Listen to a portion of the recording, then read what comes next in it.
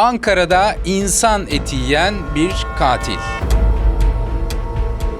3 cinayet, 1 saldırı ve dolabında bulunan insan eti parçaları.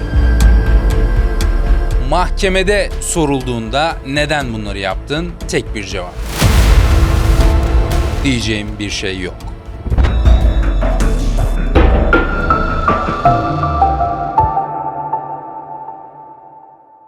Bu bölümde Türkiye'nin en karanlık ve farklı dosyalarından birine bakacağız. Ankara Yamyamı lakaplı Özgür Dengiz, yani Ankara'nın Hannibal Lecter'ının hikayesine bakacağız. Bölüme geçmeden önce kanalımıza abone olup likelamayı ve hype'lamayı unutmayın. İyi seyirler. Dengiz'in ailesi Ankara'da yaşıyor. Babası bir asker, Kıbrıs gazisi. Annesi ise bir terzi. Yani işinde gücünde bir aile aslında. Özgür Dengiz çocukluğundan beri aslında problemli biri. Aile içinde tartışmalar oluyor ve problemli aslında bir dönem geçiriyor. Babası biraz kontrol altında tutmaya çalışıyor. Annesi kendince bir şeyler yapmaya çalışıyor ama başarılı olamıyor. Okul dönemi sorunlu geçiyor ve okulu ortaokuldan sonra bırakıyor. Okulu bıraktıktan sonra askere gidiyor. Ama askerde de sıkıntılar ve problemler onun peşini bırakmıyor. O askerden kaçma teşebbüsleri gibi durumlar yine Özgür Dengiz'in hikayesinde öne çıkan ayrıntılar. Özgür Dengiz asıl kırılmayı 17 yaşında yaşıyor ve ilk cinayetini 17 yaşındayken işliyor. 17 yaşındayken öldürdüğü kişinin yargılamasında 10 yıl ceza alıyor. Ama bu ceza yatıyor mu? Tabii ki yatmıyor. Rahşan affı devreye giriyor ve Rahşan affıyla birlikte 3 yıl 4 ay sonra tahliye ediliyor. Cezaevinden çıktıktan sonra hayatını bir düzene koymak istiyor aslında ve askere gidiyor.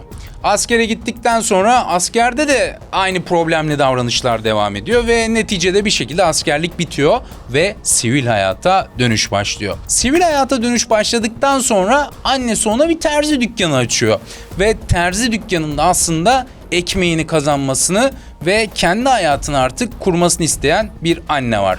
Ancak terzi dükkanına da doğru düzgün gitmiyor, işlerini aksatıyor ve yine sorumsuzluklar silsilesi devam ediyor.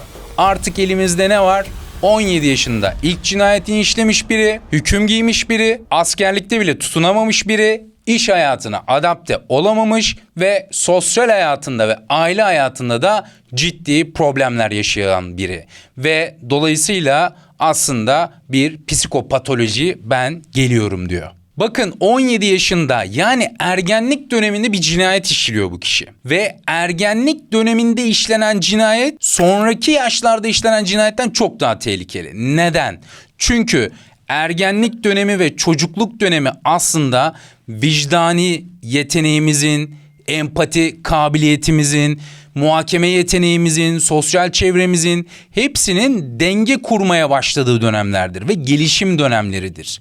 Ve ergenlikteki o en önemli basamaktaki ilk kırılma ve ilk bariyer aşımının ergenliğe rastlıyor olması aslında işleri çığırından çıkaran asıl nokta oluyor. Bu kişi ergenlik döneminde cezaevine giriyor henüz 17 yaşında. Peki cezaevinde kaldı, evet, belki 3 yıl 4 ay kaldı ama neden ıslah olmadı? Ya da bir katkısı oldu mu diye bir soru gelebilir akla. Cezaevinde kalmak demek ne kadar uzun süre olursa olsun o kişinin rehabilite olduğu anlamına gelmiyor. Tedavi olduğu anlamına gelmiyor. Sadece ve sadece onun hareket kabiliyeti kısıtlanıyor. Topluma vereceği zararlar dönemsel olarak donduruluyor. Ancak bu kişinin yaşamış olduğu ağır psikolojik problemler ya da travmalar varsa veya bir kişilik bozukluğu varsa ve bu tedavi edilmediyse çıktığında aynen devam edecek. Dolayısıyla bu kişinin ergenlik döneminde cezaevine girmesinin ona hiçbir katkısı olmamış.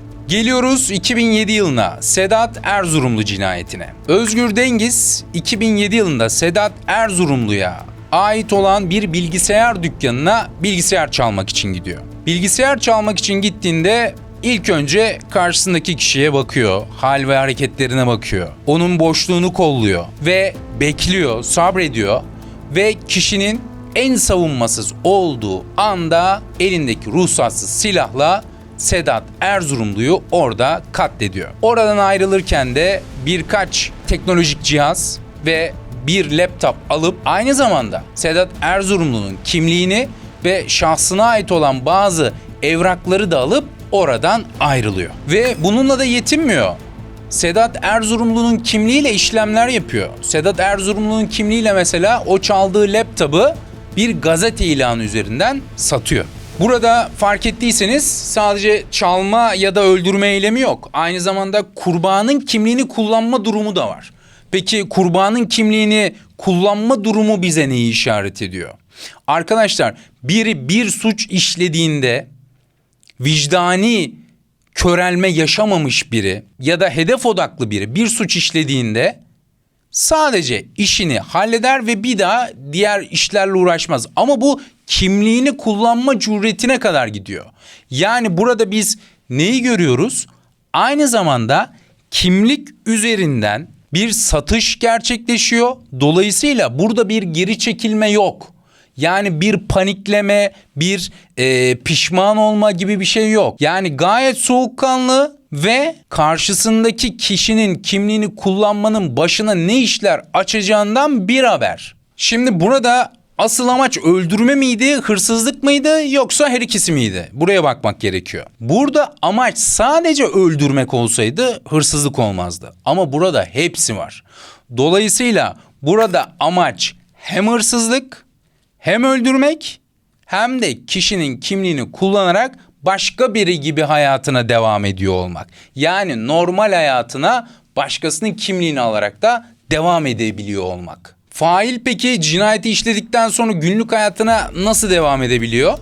Aslında işte tam da duygusal kopuşun olduğu nokta bu. Yani duygudan o kadar kopmuş ki yaptığının farkında olsa bile vicdani ağırlığını hissetmiyor adam. Normal işine gidiyor, geziyor, çayını kahvesini içiyor, her şey devam. Çünkü herhangi bir ağırlık hissetmiyor. Duygusal kopuş artık Özgür Dengiz'in hayatı olmuş. Dolayısıyla bu onun için bir ağırlık değil, sıradan bir olay.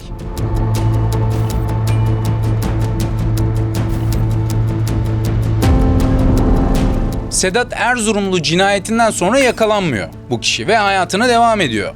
Yani fütursuzca davranmaya devam ediyor aslında.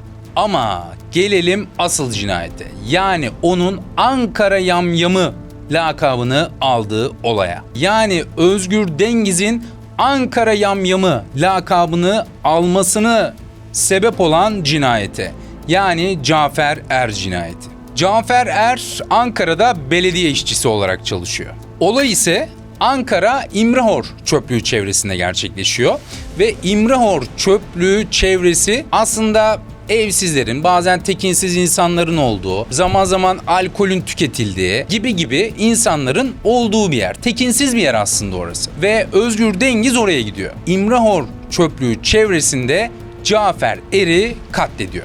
Ve Cafer Er'i katlettikten sonra vücudundan bazı parçalar alıyor. Ve bazı parçalar alıp oradan ayrılıyor. Özgür Dengiz yakalandıktan sonra aslında bu aldığı bazı parçalar onun buzdolabından çıkacak. Buzdolabından çıkan bu parçalar onu Ankara yamyamı ya da Ankara'nın Hannibal Lecter'ı lakabını almasına sebep oluyor. Çünkü kendisinin vermiş olduğu ifadeye göre öldürmüş olduğu Cafer Er'in etini yiyor. Yani Cafer Er'in yamyamı oluyor. Peki bir fail öldürdüğü kişinin etini neden yer? Aklımıza ağır bir psikoz gelebilir, sadistik bir davranış gelebilir. Bu ikisi olabilir. Çünkü bu tür durumlarda kişi bu tür eylemlere ağır psikopatolojik durumlarda meyledebiliyor.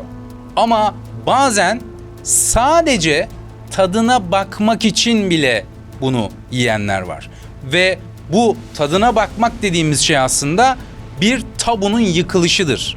Yani kişinin kendi içerisindeki en son sınırın aşılması anlamına gelir. Ve biz bunu şöyle ifade edebiliriz. Bazen bir şey sadece merak ettiğin için yapılır. Yani bazen bir tabu sadece meraktan ya da sınırsızlıktan yıkılır. Dolayısıyla biz zaman zaman insan eti yiyen yamyamı da görebiliyoruz. Zaman zaman meraktan kendi dışkısının tadına bakanı da. Yamyamlık iddiasıyla bedenden bir parça almak aynı şey midir diye bir bakmak gerekiyor. Yamyamlık iddiası ve bedenden parça almak aynı şeyler değil aslında. Çünkü bunlardan bir tanesi bahsetmiş olduğumuz gibi bir tabunun yıkılışı, bir sınır ihlali. Artık ahlakın, yani vicdani ahlaktan bahsediyorum ve karşısındaki insana insan gibi görmekteki sınırdan bahsediyorum. Onun aşılması iken, yani merak dolayısıyla, bir tarafta da tamamen yamyamlık dediğimiz şey aslında sadistik dürtülerle ve ayrıca bu yamyamlık ve insan eti yiyen ya da çeşitli sapkın davranışlarda bulunanlar için FBI'ın bir profilleme çalışması var. Ve bu profilleme çalışması gösteriyor ki aslında bu insanlar dışarıdan oldukça sıradan, herkes gibi görünen ama iç dünyaları karanlık ve aslında yaptığı davranışlar ortaya çıktığında herkesin şaşırdığı kişiler oluyor.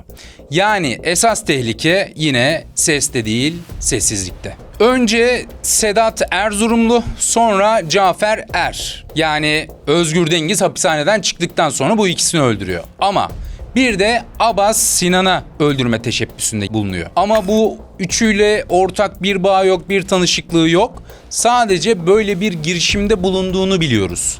Ve yakalandıktan sonra da aslında tüm kurbanların ortak failinin Yamyam Özgür Dengiz olduğunu öğreniyoruz. Özgür Dengiz'in yakalanma süreci ise Abbas Sinan'a öldürme teşebbüsünde bulunup aslında öldürememesiyle başlıyor. O kişiyi öldüremiyor ve aslında ciddi bir iz bırakıyor. Çünkü öldüremiyor o kişiyi. Ve sonrasında bu kişinin verdiği ifadeler ve sonraki eşleştirmelerle birlikte bu kişinin Özgür Dengiz olduğu ortaya çıkıyor ve bir süre sonra yakalanıyor. Yakalanıyor ve yakalandıktan sonra polisin evinde yaptığı aramadan sonra buzdolabında insan eti parçaları bulunuyor. Ve bu insan eti parçalarının Cafer Er'e ait olduğu anlaşılıyor. Ve Ankara yamyamı, yani Ankara Hannibal Lecter'ı Özgür Dengiz polise ifadesinde bu etleri yediğini söylüyor. Ve Özgür Dengiz mahkemede ağırlaştırılmış müebbetle yargılanıyor. Ayrıca Abbas Sinan'a öldürme girişiminden de 9 yılla ekstra yargılanmaya başlıyor. Duruşmada ise ona son söz veriliyor. Ne demek istersin diyor ve onun verdiği tek cevap: diyeceğim hiçbir şey yok. Bilgilere göre antisosyal kişilik bozukluğu tanısı alıyor ve başka tanılarının da olduğu söyleniyor, ancak bunlar teyitli olmadığı için söylemiyorum.